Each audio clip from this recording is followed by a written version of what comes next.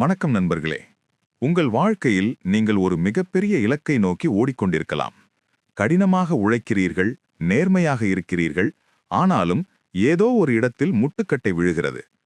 ஏன் என்னால் அடுத்த கட்டத்திற்கு நகர முடியவில்லை என்று நீங்கள் எப்போதாவது யோசித்ததுண்டா? நண்பர்களே, ஒரு மனிதனை வீழ்த்த 1000 வழிகள் இருக்கலாம்.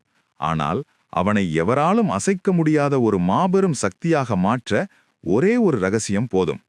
அந்த ரகசியம் மனிதர்களை புரிந்து கொள்ளும் அறிவு. வாழ்க்கையில் நீங்கள் எவ்வளவு திறமைசாலியாக இருந்தாலும், எவ்வளவு நல்லவராக இருந்தாலும், தவறான மனிதர்களிடம் தவறான முறையில் பேசினால் நீங்கள் தோற்கடிக்கப்படுவீர்கள். பலருடைய தோல்விக்கு காரணம் அதிர்ஷ்டமில்லாததல்ல, மாறாக எதிரே இருப்பவரின் மனதை படிக்கத் தெரியாததுதான். யாரோ ஒருவரிடம் நீங்கள் உண்மையாக பேசியிருக்கலாம், ஆனால் அவர் அதை உங்கள் பலவீனமாக கருதியிருப்பார்.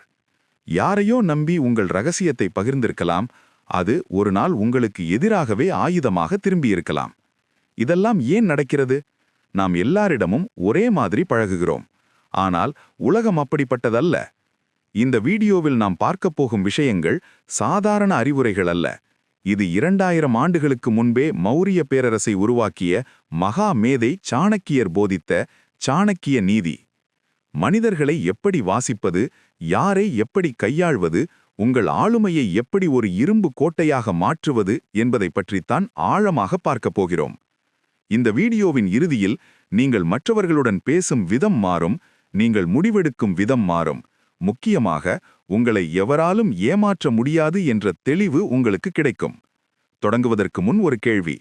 உங்களை இதுவரை யாராவது மோசமாக ஏமாற்றி இருக்கிறார்களா? அப்படி இருந்தால் எஸ் என்று கமெண்ட் செய்யுங்கள். இல்லை என்றால் நோ என்று சொல்லுங்கள். உங்களை ஏமாற்றியவர்களுக்கு நீங்கள் கொடுக்கும் மிகப்பெரிய பதிலடி இந்த ரகசியங்களை கற்றுக்கொண்டு நீங்கள் வெற்றியாளராக மாறுவதுதான். தயாராக இருங்கள். சாணக்கியரின் முதல் ரகசியத்திற்குள் செல்வோம். ரகசியம் 1. பேராசைக்காரர்களை கையாள்வது எப்படி? முதலில் புரிந்து கொள்ளுங்கள். பேராசை என்பது என்ன? பேராசை என்பது சாதாரண ஆசை அல்ல. ஆசை முன்னேற்றத்தை உருவாக்கும். ஆனால் பேராசை மற்றவர்களின் உரிமையை கூட பறிக்க தயங்காது. ஒரு பேராசைக்காரன் எப்போதும் குறைவாகவே உணர்வான். அவனுக்கு எவ்வளவு கொடுத்தாலும் போதாது. பணம், அதிகாரம், புகழ், சொத்து, வாய்ப்பு, எதிலும் எனக்கு இன்னும் வேண்டும் என்று நினைக்கும் மனிதர்கள் உங்களைச் சுற்றி இருக்கலாம். அவர்கள் குடும்பத்திலும் இருக்கலாம், நண்பர்களாக இருக்கலாம், வேலையிடத்தில் இருக்கலாம். அவன் மனதில் எப்போதும் ஒரு பயம் இருக்கும். இதை நான் இழந்துவிட்டால் என்ன ஆகும்? அந்த பயம்தான் அவனை பேராசையாக மாற்றுகிறது. ஆனா ஒரு முக்கியமான கேள்வி. பேராசைக்காரர்களை நாம் எப்படி கையாள வேண்டும்? எல்லைகளை அமைக்க கற்றுக்கொள்ளுங்கள். பேராசைக்காரர்களுடன் மிக முக்கியமான விஷயம் பவுண்டரிஸ். நீங்கள் இல்லை என்று சொல்ல தெரியாவிட்டால் அவர்கள் உங்களை பயன்படுத்திக் கொள்வார்கள். அவர்கள் எப்போதும் உங்கள் நேரம், உங்கள் பணம், உங்கள் உழைப்பு அனைத்தையும் தங்களுக்காக மாற்றிக்கொள்ள முயற்சிப்பார்கள். ஒரு விஷயம் நினைவில் வைங்க. நீங்கள் எல்லை அமைக்காத இடத்தில் அவர்கள் ஆட்சி செய்வார்கள். அதனால் தெளிவாக சொல்லுங்கள். இதற்கு மேல் நான் செய்ய முடியாது. இது என் வரம்பு. முதல் தடவையில் அவர்களுக்கு பிடிக்காது. ஆனால் நீங்களே உங்களை மதிக்க ஆரம்பித்தால் உலகமும் உங்களை மதிக்க ஆரம்பிக்கும். உணர்ச்சியில் அல்ல, புத்தியில் நடந்து கொள்ளுங்கள். பேராசைக்காரர்கள் எப்போதும் உங்களை கில்ட் ஃபீல் செய்ய வைப்பார்கள். நீங்க இதை செய்யலேனா நான் நஷ்டமாகி விடுவேன். நான் உங்களுக்காக இதை செய்தேன். அவர்கள் உங்களை மன அழுத்தத்தில் இழுக்க முயற்சிப்பார்கள். அந்த நேரத்தில் நினைவில் வையுங்க. உங்கள் முடிவை உணர்ச்சியில் எடுக்காதீர்கள். தர்க்கத்திலும் நியாயத்திலும் எடுத்துக்கொள்ளுங்கள். உலகில் நாம் சந்திக்கும் மனிதர்களில் ஒரு பெரும் பகுதியினர் பேராசை கொண்டவர்கள். சாணக்கியர் கூறுகிறார், ஒரு பேராசைக்காரனை பொருளால், அதாவது பணம் அல்லது லாபத்தால் மட்டுமே வசியப்படுத்த முடியும். பேராசைக்காரனின் உளவியல். ஒரு பேராசைக்காரன் உங்கள் வாழ்க்கையில் நுழையும் போது அவன் மிகவும் இனிமையாக பேசுவான். உங்கள் தோளில் கை போட்டு நடப்பான். உங்கள் கஷ்டங்களை கேட்பது போல நடிப்பான். ஆனால் அவன் ஆழ்மனதில் ஓடிக்கொண்டிருக்கும் ஒரே கேள்வி, இதன் மூலம் எனக்கு என்ன லாபம் கிடைக்கும்? நீங்கள் அவரிடம் உணர்ச்சிகரமாக பேசுகிறீர்கள். அவர் கணக்கு போட்டுக் கொண்டிருக்கிறார். நீங்கள் நம்பிக்கையுடன் ரகசியத்தை பகிர்கிறீர்கள். அவர் அதை ஒரு வாய்ப்பாக சேமிக்கிறார்.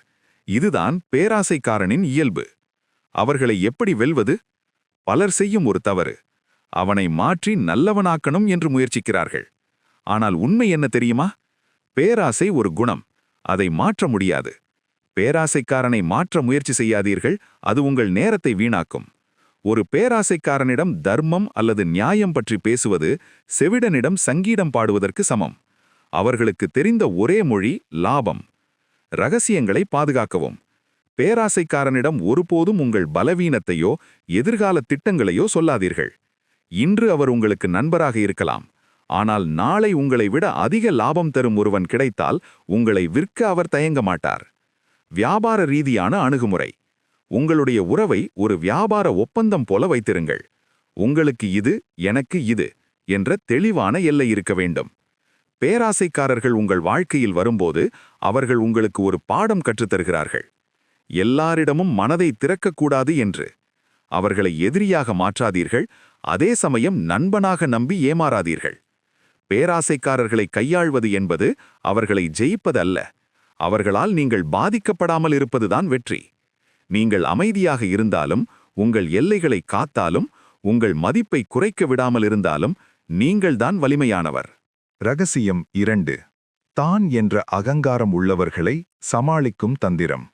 அகங்காரம் அல்லது திமிர் பிடித்த மனிதனுக்கு உண்மை முக்கியமல்ல, அவனது ஈகோதான் முக்கியம். அவன் எப்போதும் தான் பெரியவன் என்பதை நிரூபிக்க துடிப்பான். அவனுடன் நீங்கள் விவாதம் செய்தால் அவன் சத்தமாக பேசுவான். நீங்கள் ஆதாரம் காட்டினால் அவன் அதிகாரம் காட்டுவான்.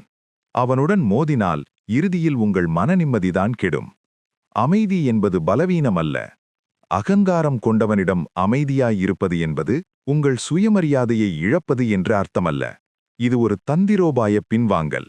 ஒரு பெரிய புயல் வரும்போது நிமிர்ந்து நிற்கும் மரங்கள் வேரோடு சாய்ந்துவிடும், ஆனால் வளைந்து கொடுக்கும் புற்கள் தப்பித்துவிடும். 1. விவாதத்தை தவிர்க்கவும். அகங்காரம் கொண்டவனிடம் ஒருபோதும் தர்க்கம் செய்யாதீர்கள். நீங்கள் சொல்வது சரிதான் என்று ஒரு வார்த்தையில் முடித்துவிடுங்கள்.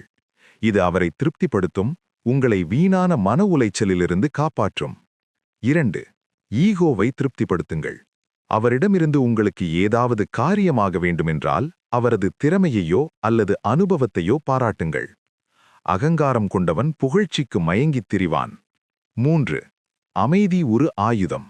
அவர் கோபப்படும்போது நீங்கள் அமைதியாக இருப்பது அவருக்கு பெரிய அடியாக இருக்கும். உங்கள் அமைதி அவரை நிலைகுலையச் செய்யும். ஞாபகம் வைத்துக் கொள்ளுங்கள், உங்கள் இலக்கு பெரியதாக இருக்கும்போது வழியில் இருக்கும் குப்பைகளுடன் சண்டை போட்டு நேரத்தை வீணாக்காதீர்கள். வெற்றியாளர்கள் எப்போதும் தங்கள் சக்தியை சரியான இடத்தில் மட்டுமே செலவிடுவார்கள். ரகசியம் 3. முட்டாள்களை கையாளுவது எப்படி? இது மிகவும் முக்கியமான பகுதி. சாணக்கியர் எச்சரிக்கிறார். முட்டாள்களுக்கு அறிவுரை கூறுவது பாம்பிற்கு பால் வார்வது போன்றது. அது விஷத்தையே அதிகரிக்கும். முட்டாள்களின் அடையாளம். ஒரு முட்டாள் என்பவன் அறிவில்லாதவன் மட்டுமல்ல, தான் சொல்வதுதான் சரி என்று பிடிவாதம் பிடிப்பவன். அவனுக்கு தன் அறியாமை தெரியாது. உலகிலுள்ள எல்லாவற்றையும் அறிந்தவன் போல அவன் பேசுவான். அவனிடம் நீங்கள் உண்மையை விளக்க முயன்றால் உங்கள் சக்தியைத்தான் நீங்கள் இழப்பீர்கள். அவர்களை வெல்லும் வழி விலகியிருத்தல். முட்டாள்களுடன் வாதம் செய்வதே ஒரு முட்டாள்தனம்தான். 1. அறிவுரை சொல்லாதீர்கள். ஒரு முட்டாளுக்கு நீங்கள் நல்லது சொன்னால் அதை அவன் அறிவுரையாக பார்க்க மாட்டான், அவமானமாக பார்ப்பான். அதனால் அவன் உங்களை எதிரியாக கருதுவான். 2. புன்னகைத்து நகர்ந்து விடுங்கள்.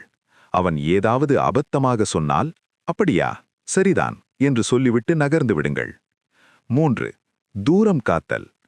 முட்டாள்கள் இருக்கும் சூழலில் நீங்கள் இருந்தால் மெதுவாக அவர்களின் எதிர்மறை எண்ணங்கள் உங்களை தாக்கும்.